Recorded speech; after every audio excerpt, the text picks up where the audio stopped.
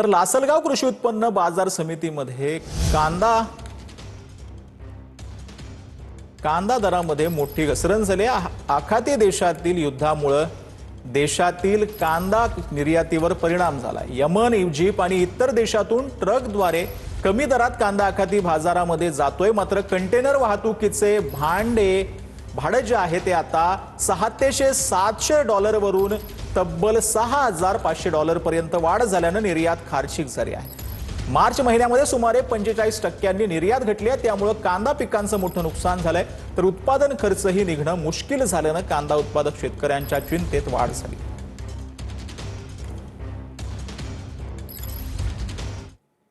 तर Iran America युद्धजन्य परिस्थितीमुळे देशात स्वयंपाकाच्या गॅसचा प्रश्न घरोघर आता चर्चेत आहे। अशातच चंद्रपूरमध्ये असलेल्या एका गॅस वितरण एजन्सीने कहर केला।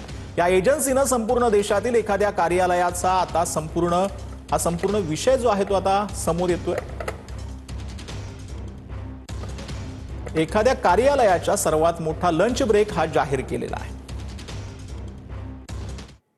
तर कानपूर किडनी घोटाळ्यातील फरार आरोपीचा व्हिडिओ समोर आलाय। 500 रुपयांच्या नोटांच्या बंडलासोबत व्हिडिओ सोशल मीडियावर व्हायरल झाला।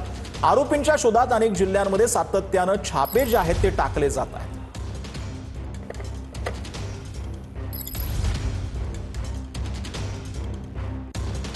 कानपूर किडनी घोटाळ्यातील फरार आरोपीचा व्हिडिओ समोर आलेला आहे। 500 रुपयांच्या नोटांच्या बंडल सोबतचा हा व्हिडिओ सोशल मीडियावर व्हायरल होतोय। आरोपींच्या शोधात अनेक जिल्ह्यांमध्ये सातत्याने छापे जे आहेत ते टाकले जात आहेत। चंद्रपूर महानगरपालिका निवडणुकीमध्ये भाजपच्या अधिकृत उमेदवाराविरोधात निवडणूक लढणाऱ्या भाजप कार्यकर्त्यांना पुन्हा पक्षात प्रवेश देण्याची भाजपचे नेते सुधीर मुनगंटीवार यांनी घोषणा केली आहे। भारतीय जनता पक्षाच्या स्थापना दिनानिमित्त आयोजित कार्यक्रमामध्ये सुधीर मुनगंटीवार यांनी ही घोषणा केलेली आहे।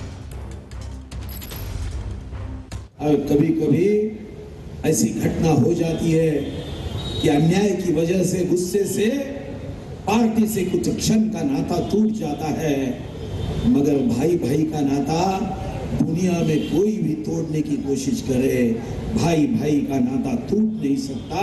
आज त्यांनाही आपण आपल्या पक्षामध्ये निश्चितपणे प्रवेश देतोय। एखाद्या क्षणी भावनेत येऊन एखाद्या क्षणी कोणी पार्टीच्या विरोधात काम केलं आणि मग त्यांनी केलेली चूक त्याच्या लक्षात आली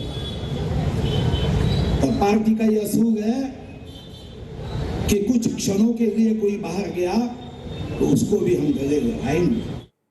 तर जळगावच्या पाथरी येथील जिल्हा परिषदेच्या शिक्षिकेची बदली थांबवण्यासाठी विद्यार्थ्यांसह पालकांनी जिल्हाधिकारी यांच्या दालनासमोर ठिय्या आंदोलन केले। पाथरी येथील जिल्हा परिषद शिक्षिका उज्ज्वला सावकारे यांची बदली रद्द करण्यासाठी मागणी करण्यात आली। शिक्षिका उज्ज्वला सावकारे यांच्यामुळे शाळेचं पटसंख्या देखील वाढली आहे, शैक्षणिक दर्जा सुधारला आहे असं पालकांचं आणि विद्यार्थ्यांचं म्हणणं आहे।